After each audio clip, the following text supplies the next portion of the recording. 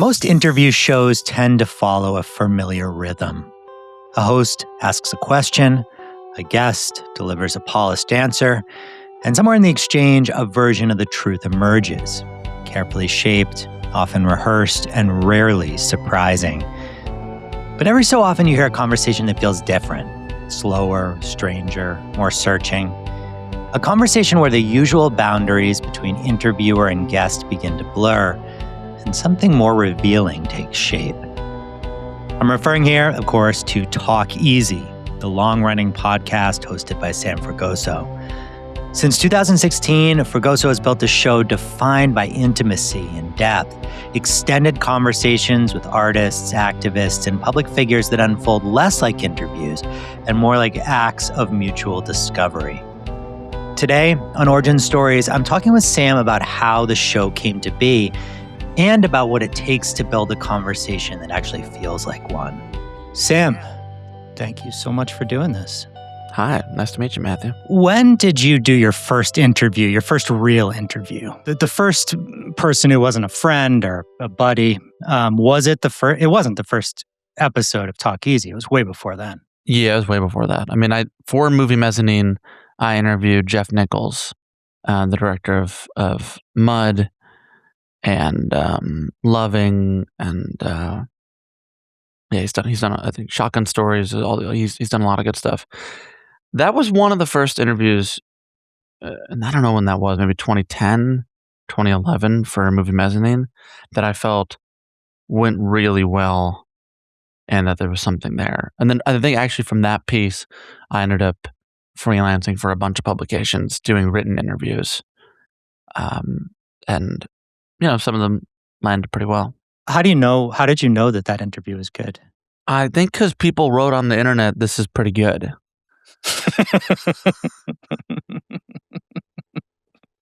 Good answer. And they, yeah, and they weren't, and they weren't my mother. So I think that's how I knew. I ask because sometimes I feel like I do an interview and I'm like, in the moment, I'm like, wow, this is awesome. Like, we're vibing, dude. And then I get off and I listen to it. Oh man, it wasn't there. I wasn't in my mind that it was good.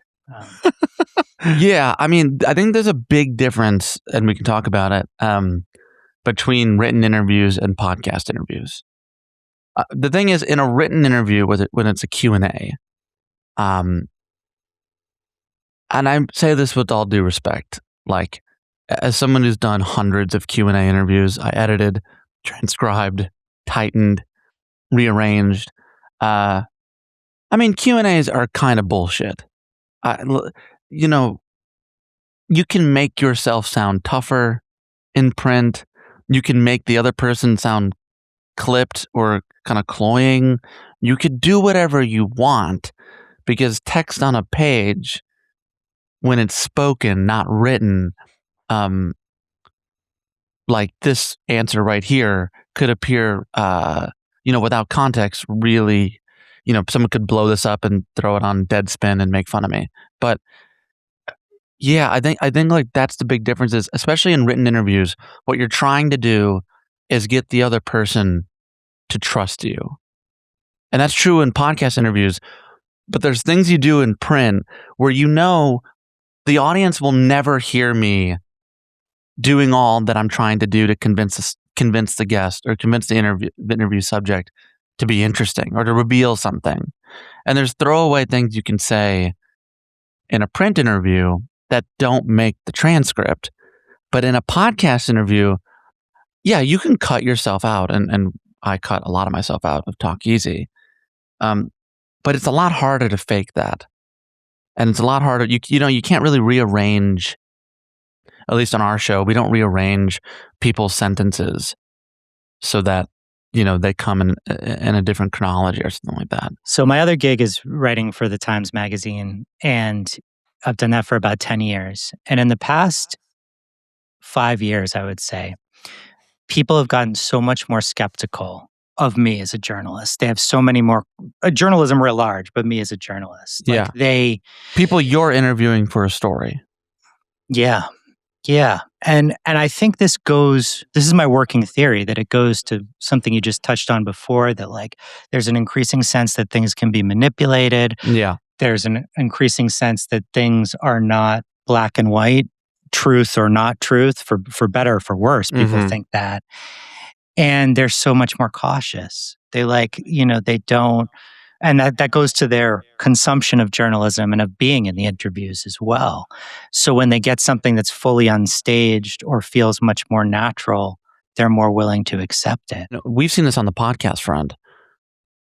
A lot of the subjects that come on the show are people who previously would have just exclusively done a long form profile. And I think for everyone, the publicist, the studio, the subject themselves, people are just more comfortable going on a podcast for 90 minutes than they are subjecting themselves to being interviewed over 3 different days for a magazine profile. And I find that terribly depressing. It's just really hard. It's really hard to get someone to sign up for that assignment. Like, hey, would you like someone to come to your house and like travel around with you?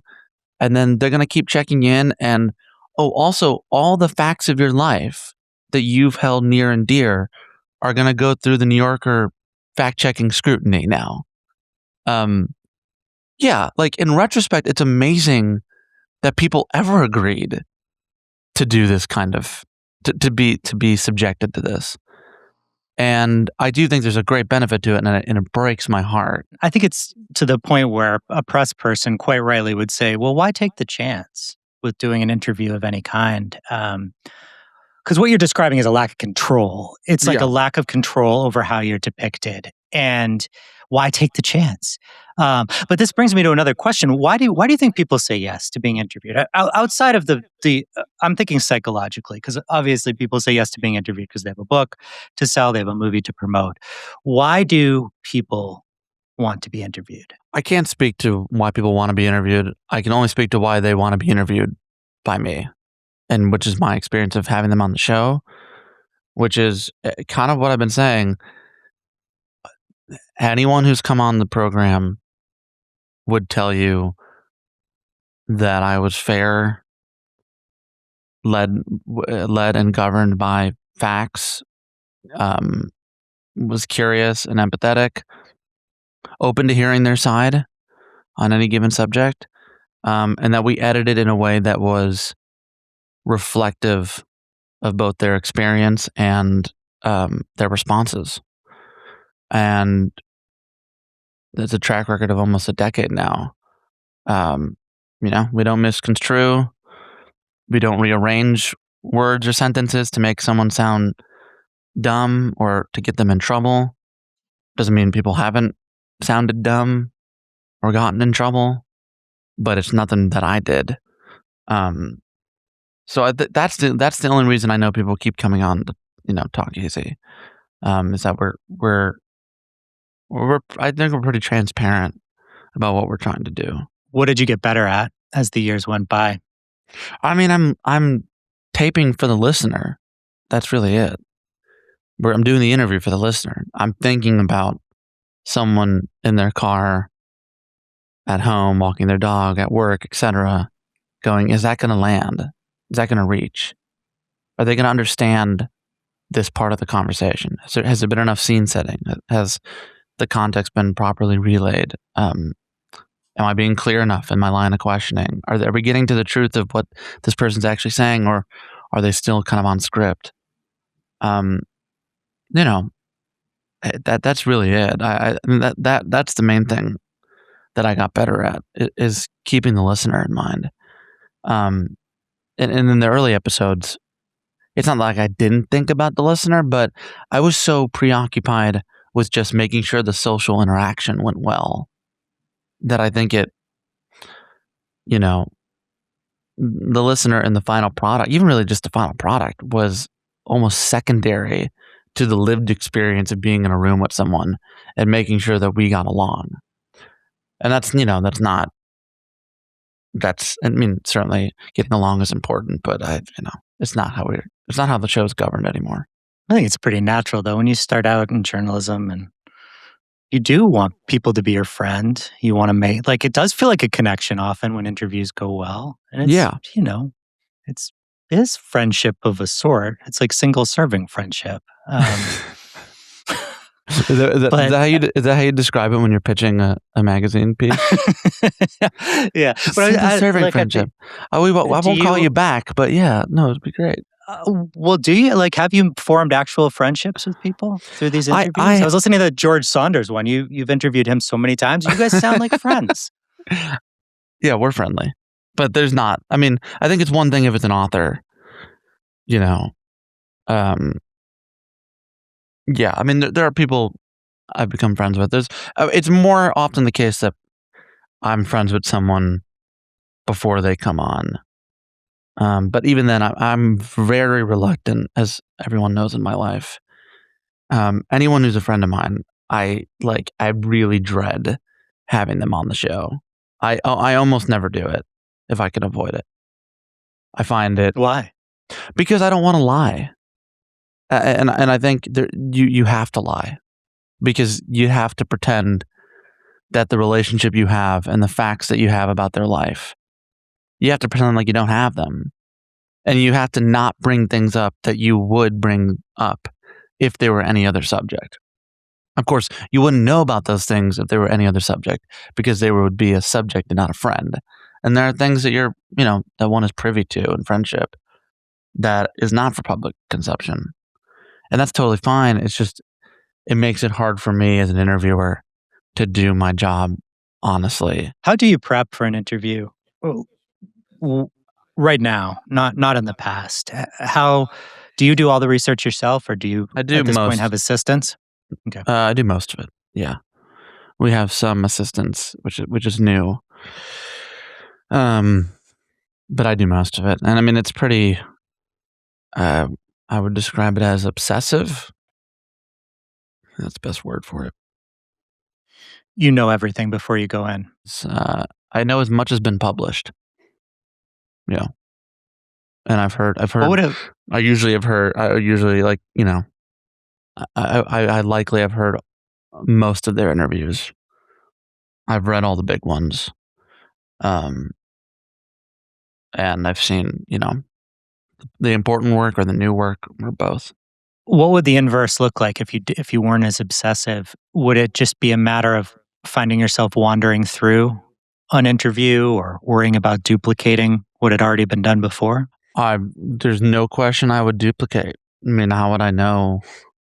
Yeah, I mean, I don't know. I mean, actually, no, I can tell you. It's the first couple years of the show. So what they were in the first 2 or 3 years, they were not thoroughly, extensively researched. They were researched, but wasn't exhaustive. And yeah, they'd wander. There'd be good moments every now and then. Like the personalities would still come across. We'd get into some interesting terrain. But I mean, it was way more improvised. Maybe the depth was missing to a certain extent, because the depth was inconsistent. Yeah, because sometimes a guest is just going to be good, as I'm sure you've had on the show, and then sometimes the guest is just it actually doesn't matter how much research you have. There's nothing you can do, and yeah, and you do your best to poke and prod and push through, but yeah, I don't know. It's hard for me to imagine that now, because the process of researching is so much of the show is made before the two of us get into a room. I've picked the guest, which is painstaking and goes through a long process of finally landing the person, or knowing that we want to pursue them, and then the research, and then it goes from a brief of 10 to 20,000 words into an outline that's 3 acts that I've written everything and every question for. And then from there, it's revised one more time, and then, we sit down. It's my way of being able to show up and then be able to have fun. There's this podcast circuit now. Everyone's on it. People do 300 interviews a day. And it's funny because people go on autopilot. Unless you're able to get under the surface a little, they will just go on autopilot for the entire 45 minutes. Yeah, you have to engage. I mean, you have to engage from the jump and immediately display, at least in our case, I try to immediately display that I have read your interviews, I've heard your interviews, I know what you say. Either you're going to say something new or I'm just going to quote back to you what you've already said. And the thing is, all guests, knock on wood, when they're presented with past versions of themselves, it necessitates a different person to show up. They're like, well, that person's taken. I can't just repeat it. I got to say something else, something different, something deeper, to go further. And I found that usually does work. Probably what's also happening is that it's a version of what we were discussing earlier, where people are used to, a lot of the time, sort of the same smooth sea, where it's the same questions and it's the same, like they're used to a certain kind of softball interview. And to be rocked out of that in some way is always going to provoke some kind of response, right? One way or another. Yeah, it's usually positive, or it's a little, or it's surprising at first, and then people settle in. But I think generally people want to be engaged. I think they want to be heard. They want to be understood. They want to be seen. And that's all I'm really trying to do. And again, based on our track record, there's clearly not a nefarious motive. We're not there to embarrass anyone. I want the person to leave the interview, being proud of having participated. That doesn't mean that it doesn't get uncomfortable at times, but I do want them to go, okay, it was hard at moments, but it was fair. And I felt like myself. So tell me about the staff now. So how are you set up and what's the cadence? Are you taping every week, more or less? Pretty much, yeah. Yeah, we come out just about every Sunday. And do you stockpile episodes in advance, or are you going pretty much we're interviewing and then airing them? There's like a 2-week buffer, usually, but not always. I want to make something that feels in the moment. So as close as we can get to that, that's kind of my aim. But that, it's not always possible. I'm not big on doing a bunch of episodes and then just releasing them 2 months later. Do you write the introductions afterwards, or do you write them before, or do you write them when do those come into the play? No, those are written. If the episode comes out Sunday, they're probably written on Friday, and I tape them on Friday separately from the interview. Completely separately. I've started doing interviews for Fresh Air, and this has been a funny process to see. I know some people like to do the intros and read the intros in front of the guest. I find that just like horrifying, and I would never do that. I think my issue with it is that, and why I don't do it for Talk Easy. On a production level, it obviously makes sense to just do it that day. If the goal is to make a guest feel natural and comfortable, the worst thing you can do is spend 90 seconds reading hits from their Wikipedia page. I like nothing would make me want to do an interview less than hear that. And again, it's embarrassing. And by the way, you end up pointing out things or highlighting things that they themselves don't actually think are their best pieces of work. And so you're starting the interview really on a misunderstanding. And that's not a good way.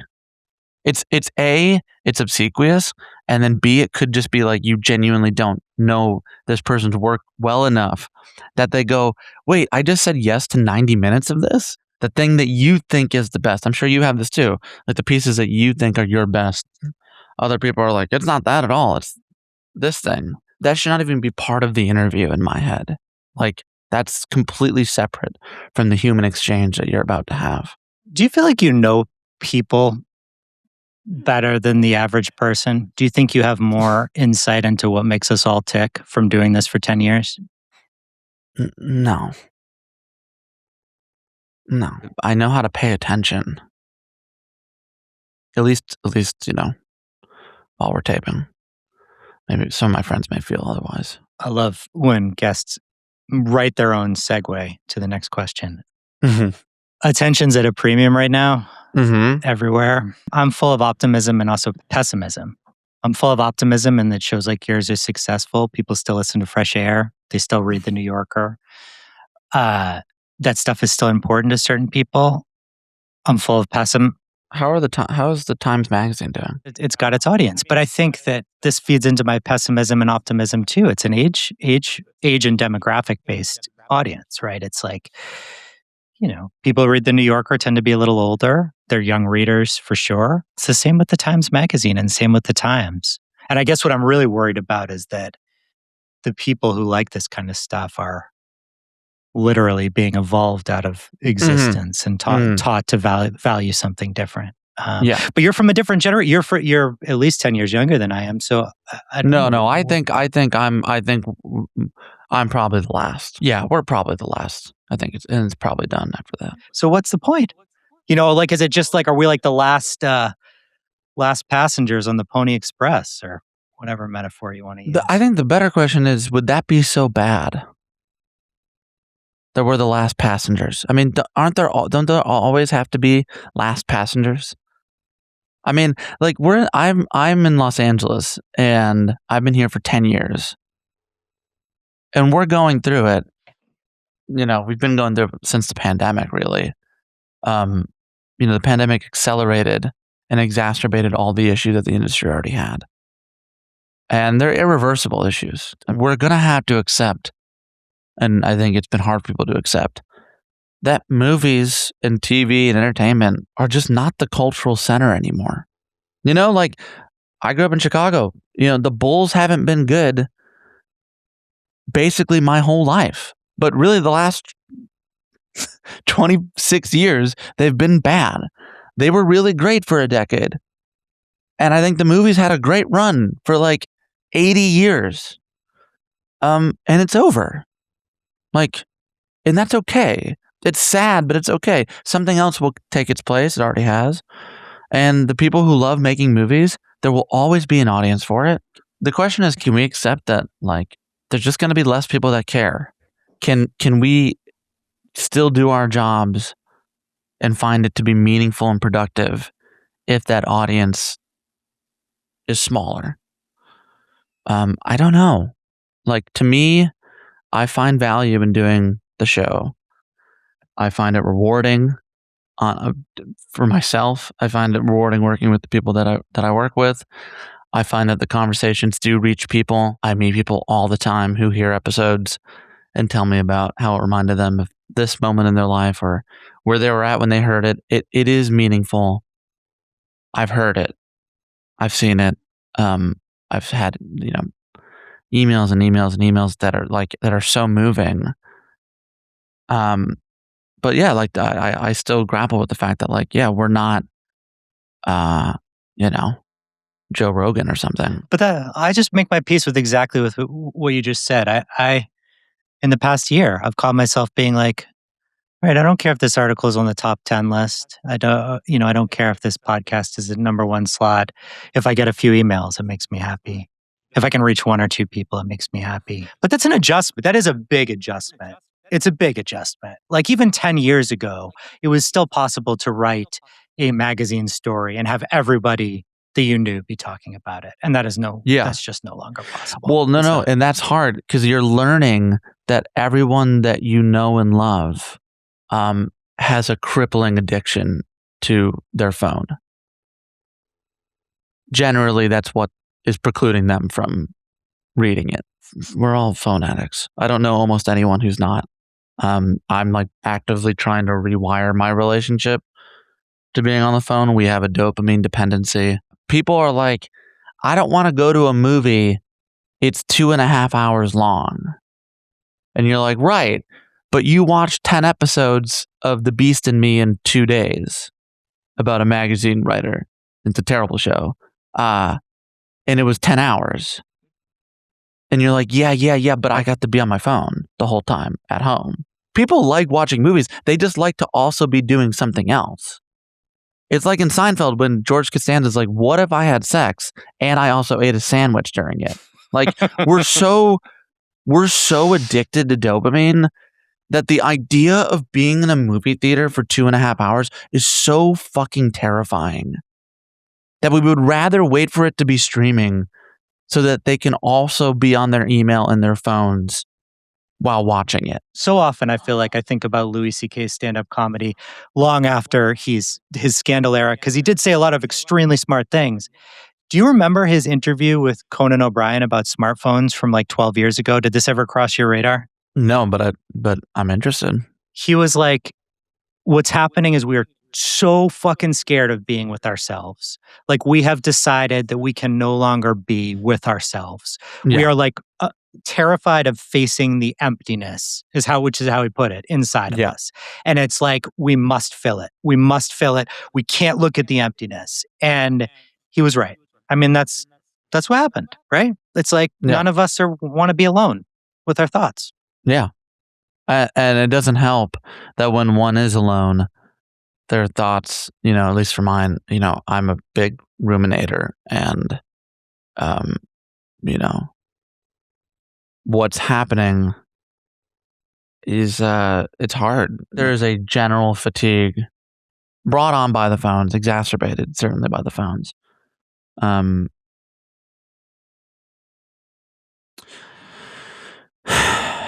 Yeah. But I think honestly, if I can get past the doom for 1 second, like I do think that's why people come on the show and why people like Talk Easy when it works, which is if you listen to an episode, you may not like everything I've said, but you're not gonna leave this going that he doesn't mean what he says, and that's really what I try to ask out of a guest. Is I want people to not be full of shit.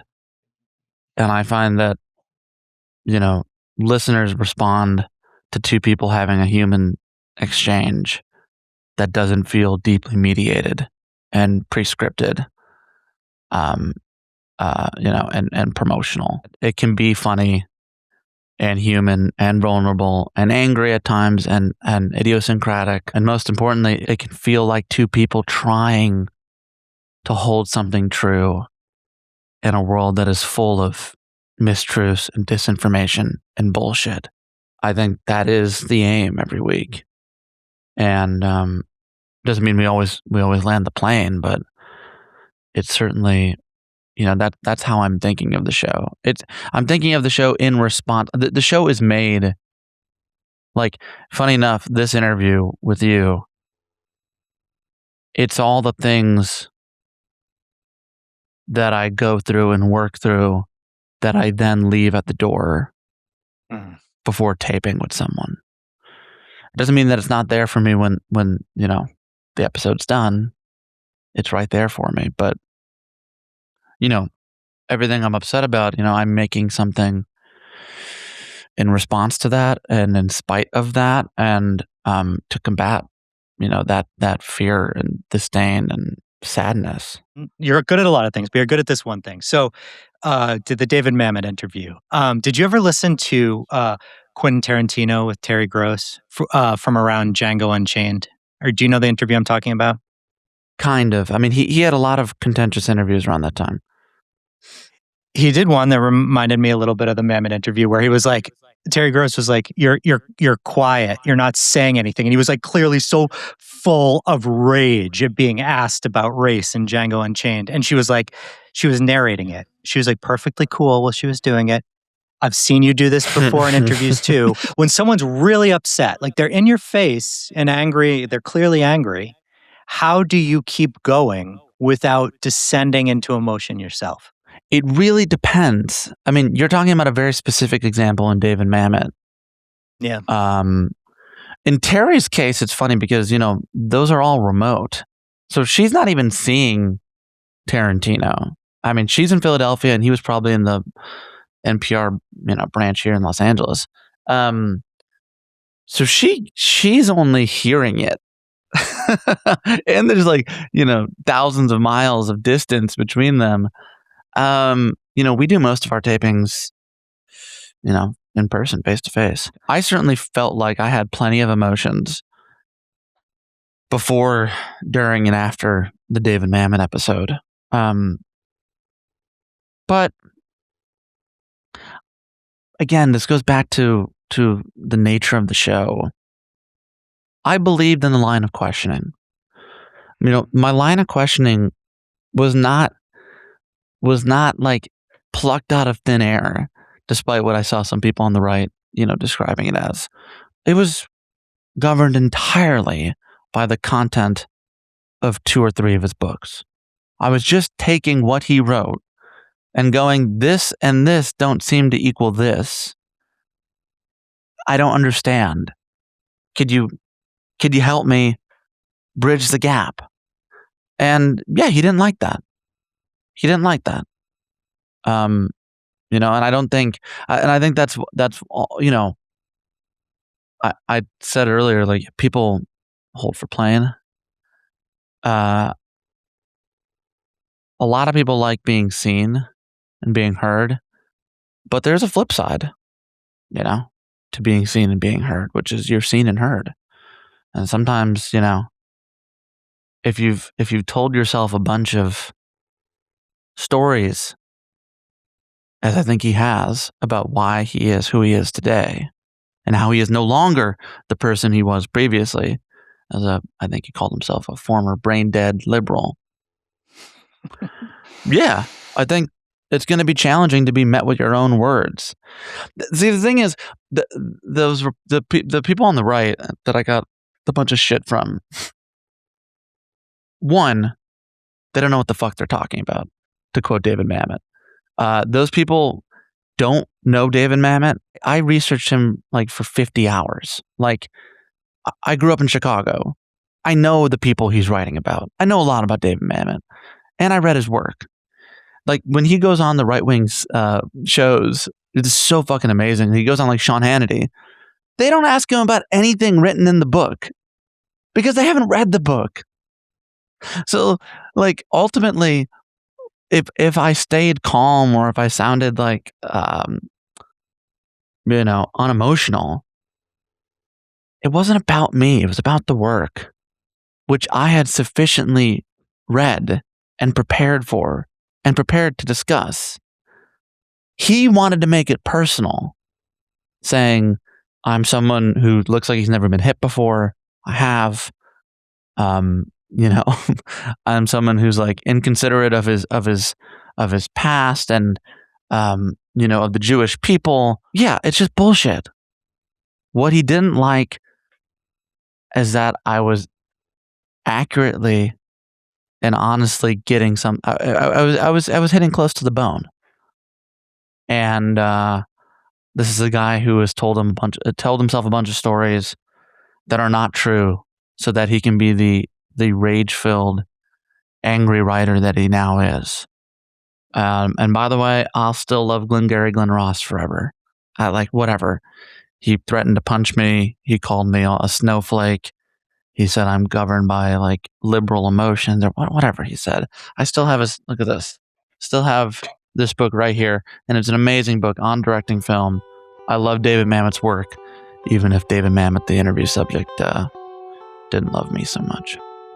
Sam, thanks for doing this. Yeah.